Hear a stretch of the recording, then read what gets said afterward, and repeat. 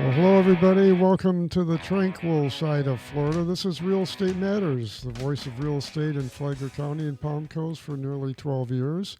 I'm Toby Tobin. I'm the publisher of real estate news website gotoby.com. I'm a Florida licensed realtor with Grand Living Realty, and I'm joined today in the studio by Jay Gardner, our Flagler County property appraiser and my most frequent guest. He's asking for frequent flyer miles now. Yeah, I need something. Anyway, Anna Maria's off in Washington, D.C. on big business, so she's not with us today. So Jay is filling in as co-host. And we're going to go, first of all, thank our sponsors. Our primary sponsors, Veranda Bay. It's a beautiful developing private community along 1 mile of intercoastal waterway off John Anderson Boulevard, with a Flagler Beach address. And the builders in there are Olson Homes, Arthur Ruttenberg, ICI, Holbert, Toll Brothers, and Dreamfinders. They're all members, too, of the Flagler County Home Builders Association, which is another sponsor. And we're sponsored by the Hammock Community Church, where you can find me at the 11 o'clock service on most Sundays. It's the little church in the woods in the hammock on A1A, about 1.25 miles north of the toll bridge. Stop by and see us. It's a little church that has a traditional side to it. We have a choir. We don't have a band. So for those of you who miss that type of church, come and see us on Sunday. You'll be delighted, I guarantee it. We're middle of the month, so numbers for the month don't mean an awful lot at this early time. In fact, we're recording a little early this week. We're recording on Wednesday morning. You're going to get this on Saturday, so by then all these numbers will be superseded by new input. But as of about 8 o'clock this morning, there have been 93 single-family homes recorded as sold through the Flagler County MLS system, with a median price of $373,925. Now, if you go back to the same month a year ago, the total was 230 homes sold at a median price of $358,445. Days on market so far this month, 52. But I can give you, although we're only partway through June, I can give you the January through May numbers for the first 5 months, comparing this year to last year. The number of homes sold is up 12.5%. The median price is up 1.9%. Dollars per square foot is down 0.5 point.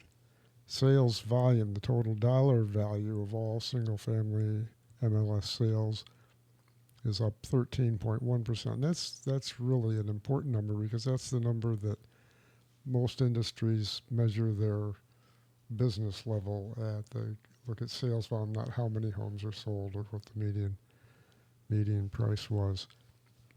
And I'm going to start talking more about foreclosures, not because they're becoming a real issue, but they are surfacing again. The number of foreclosure filings and foreclosures in the system has been so low for so many years, just pretty much in tracking the low mortgage interest rates.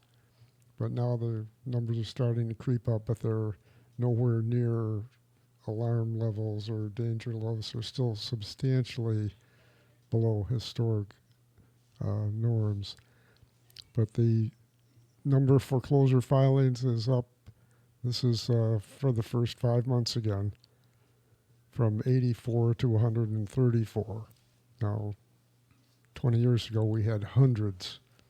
So that's what the numbers were back during the crisis. So we're not announcing a crisis at all.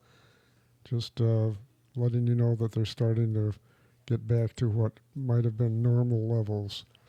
Foreclosure completions, and this is when basically the property is sold at the courthouse steps at the end of the foreclosure process, and that's up from 13 last year to 19 this year. No real big change.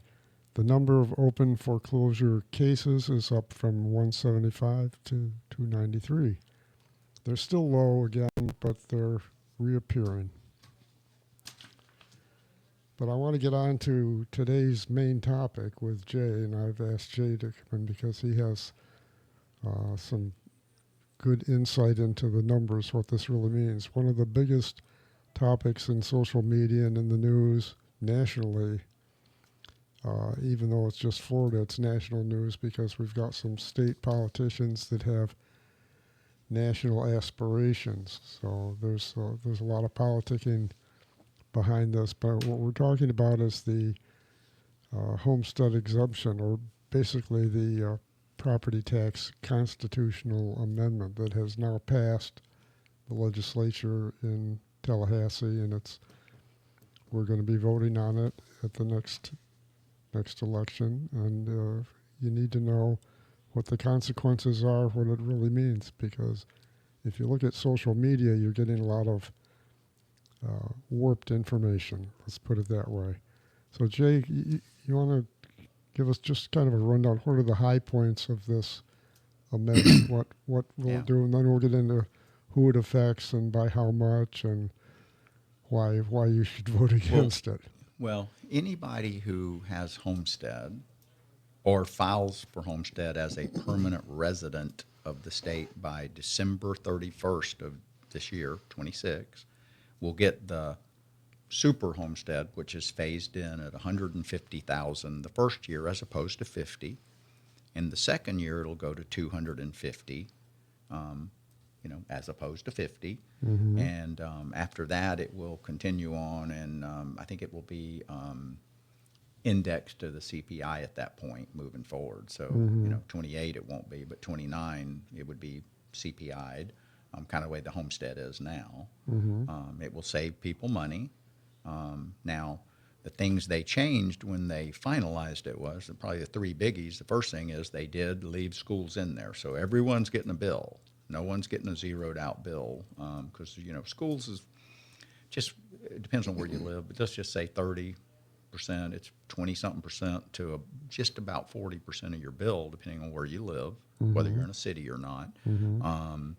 But the other things that they changed in it was there was a protection for, say, first responders.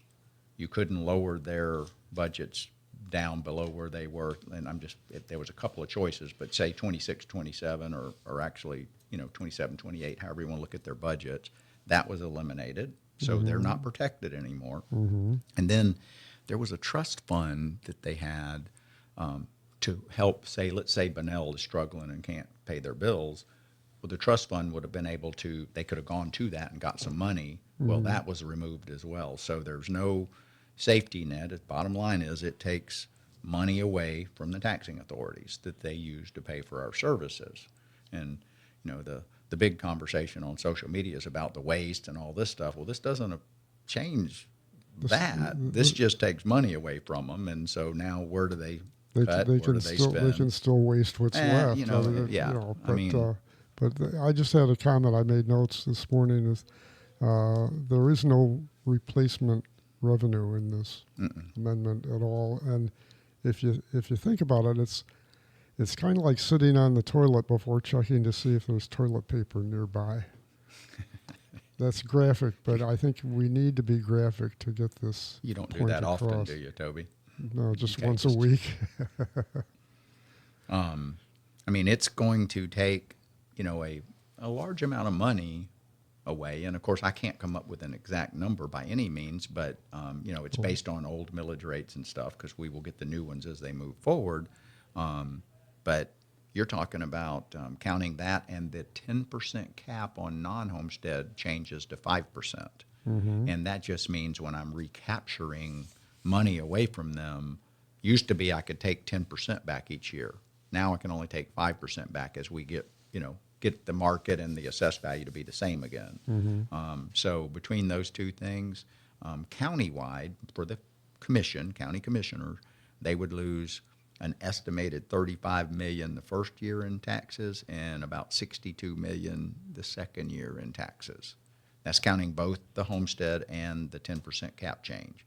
And they have to make up for that. And as you said, there's nothing listed that, here's where you're getting the money from. So they're going to have to figure it out. And one of the ways would be raising the millage rate, which they're allowed to do. This doesn't prevent them from raising their millage rate. And the county is rounded at 8 mills, and they could go to 10. That's the most they can ever go to. And beyond that, it would be other fees, use fees, the parks and the libraries and stuff. Maybe $10 to take a book out. Well, something to that effect, or maybe they come up with like an MSBU or something, one of those funding vehicles where they put it on the bill and it's considered to be non-ad valorem, and you pay in. It's everyone pays $50 or something. I just listen. I that's not my side of the equation, but that's where they're going to find themselves. And I mean, I know we just did our budget meeting with them, and everyone's panicking, and that's assuming the worst, because if this happens, I mean, what do you cut? Where do you get more money? What do people want you to do? It'll be a big question. Well, there's a lot of social media talk that it's just going to help get rid of all the wasteful spending. Okay. And that's no. blowing smoke up. It makes, listen, it's going to make everyone look at their budgets better. It's going to make everybody tighten their belt, but and that's that's not a bad thing. But when you're talking about the kind of money I'm talking about, you don't doze your way out of that. And if anyone thinks that, they don't understand how it works. And everyone should always remember the evil local government is being told what to do by the apparently not evil state government. That's who's putting this down the chain, which gives them all the authority moving forward. And taking away local rule and not asking, they're putting it out. They didn't talk to the local people spending the money. And what do you want them to cut? What do you want them to do? I mean, it's going to be some hard choices. And one of the other things in the bill, it restricts, mandates restrictions on local government spending categories. Because this is general fund money that we're talking about. Yeah, and it's possible. We're not talking about stormwater fees or water and sewer usage fees. Well, and it's possible that they will no longer be able to fund, say, a library, a park, the trails, the homeless shelter. I mean, the things that... road repair. Well, I think road repair would be probably underneath their bailiwick where they could still do that. But at the end of the day... but they would have to... You're taking money away from... What I mean is they can't spend the money, in theory, on some of these things. Right. So they got to figure out how to pay for that. Gotcha. And these are all just mandates by Tallahassee shoved down the throat of the local governments. Well, hang on that thought, Jay. We have to take a quick break. Don't go away, folks. We will be right back.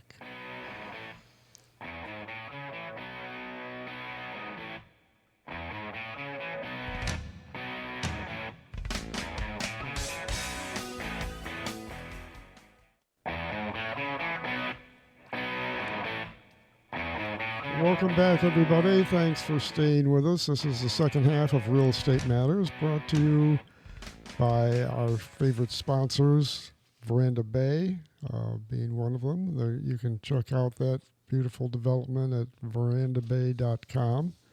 Again, that's some very nice homes along the Intercoastal Waterway and what's going to be a beautiful community when it builds out.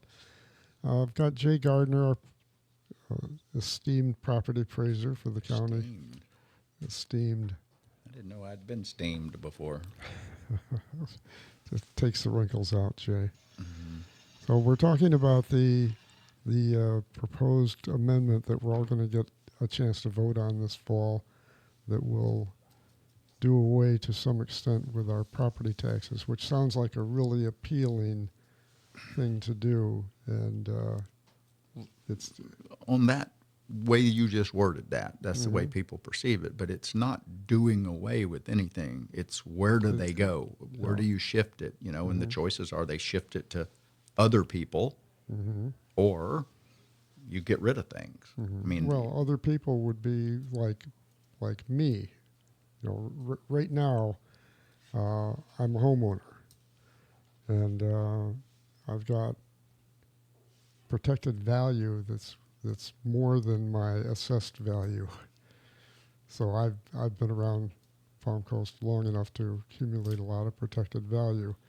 My property taxes were about 20% of my neighbors who just moved here. Yeah. Okay, so I'm in a really good situation. So if property taxes or the homestead exemption is going to be increased, that would be a wonderful thing for an existing long-term property owner like me. But unfortunately, this year I'm going through transition, selling my house, and I'll be moving into a rental situation.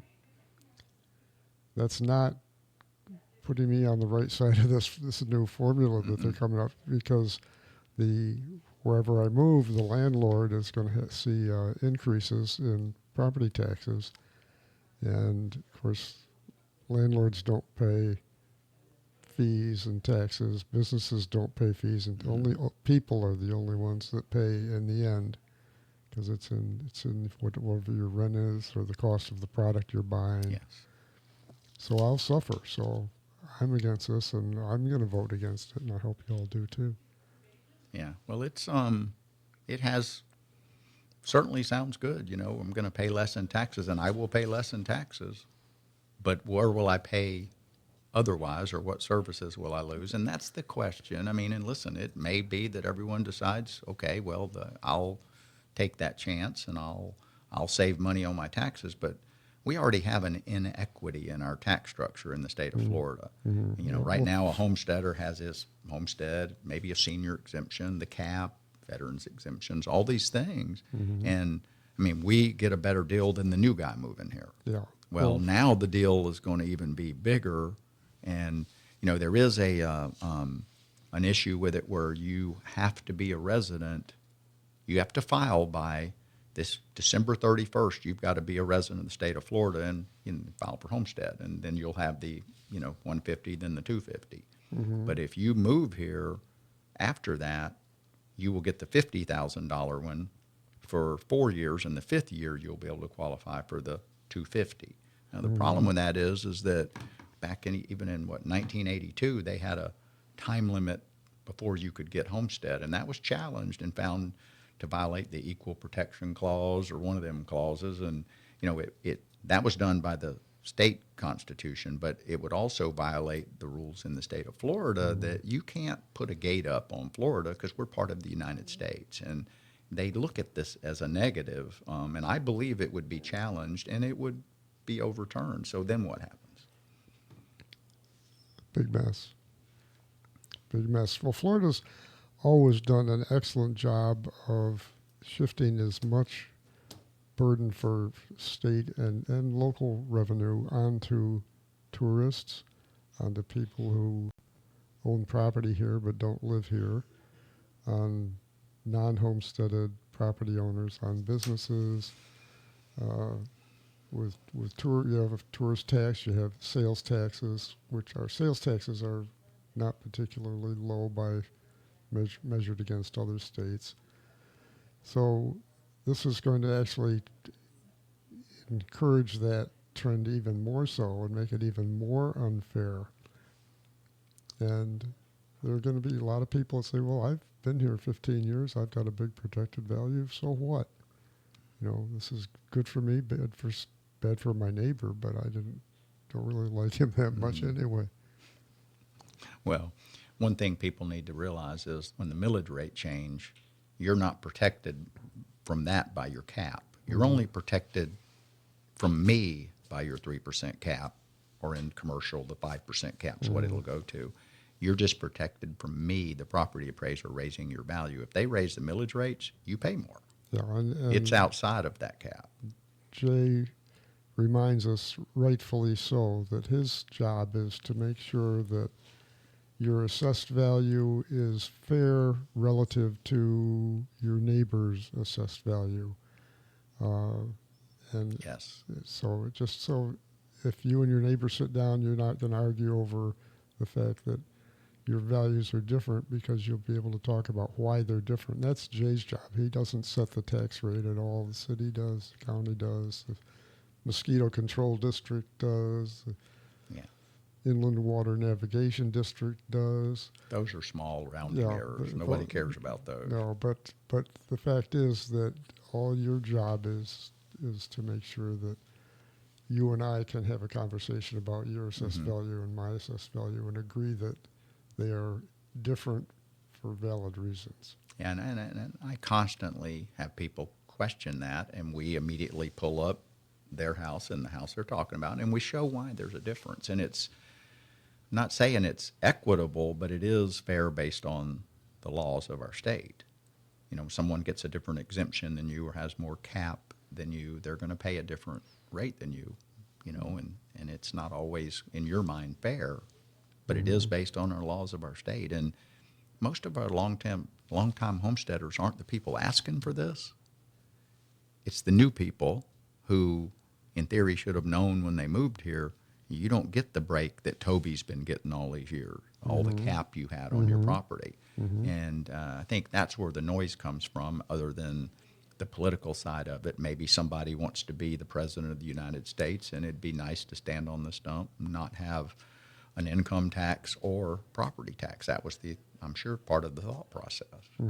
Oh, I'm sure it was pretty much the entire thought process. But, you know, at the end of the day, that's where we find ourselves, and it's going to come down to the voters making this decision, and hopefully everyone looks at all the pros and cons and then votes their conscience. I mean, if it's that important for you to get a lower tax bill and you're a homesteader, then you'll vote for it. But, you know, you may not care about services, Toby. Here's an example of one place they might look for added revenue to make up for the shortfalls. A few years back, the city council voted against a franchise fee. It would have applied against FPL power bills, and it was the way it was worded. They could go up to 6%, but they were only going to vote. They were going to vote to put in the option to go to 6, but they were only going to go for half a percentage point, which would have been pretty nominal, and it was turned down. And the people that voted that down should be holding their head in shame now. But that's, as you pointed out before we went on air, they could revisit that issue. Well, they'll have to revisit when they can't afford for the services. They'll have to come up with a way. And what that way is, you know, you either cut or you fund it another way.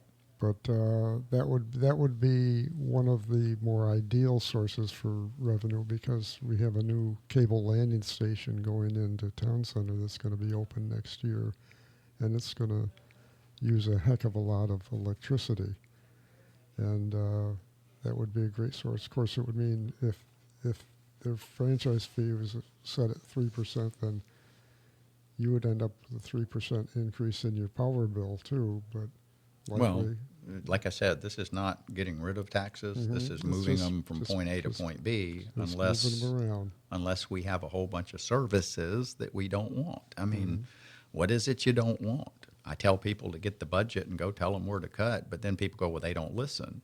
But if you all show up and say, we don't want this, can you imagine everyone in the county showing up, and this would never happen, saying we don't want the libraries anymore? Well, that's an expense that would go away. Well, of course, we all love the libraries. But we love the parks. We love the trails. But, you know, not everybody uses, you know, the facilities, and so they don't want it. But, you know, we all are in this together. Yeah, and it's nice to know that there's someone to answer the 911 call. But we're running out of time, Jay. It's always good to have you on. This is an exciting topic. Well, I mean, it's a volatile topic. Anybody, Toby, that wants to talk about it, that has a question or anything, either we will have the answer or I will get it for you at my office. You know, you can call there anytime, 313-4150. You can ask for me. And I know where he takes his calls. So, you know, we'll help wherever we can with information. So good. Well, thank you. So video podcasts of Real Estate Matters are available on gotoby.com. Just click on the podcast tab at the top of the navigation bar. And it includes show notes, because we don't always get through all of our notes, so you get to see the things that we didn't cover on the show. Another point, call me first if you're buying or selling property in Flagler County. Get you a referral to a top-notch agent or builder, and you can keep me as your knowledgeable consultant throughout the entire process at no additional cost to you, because I'm compensated by the builder and or the referral agent. But you'll end up with the best, and you'll have me at the end of the phone through the entire process. You can call me at 386-931-7124 or email me at toby@gotoby.com.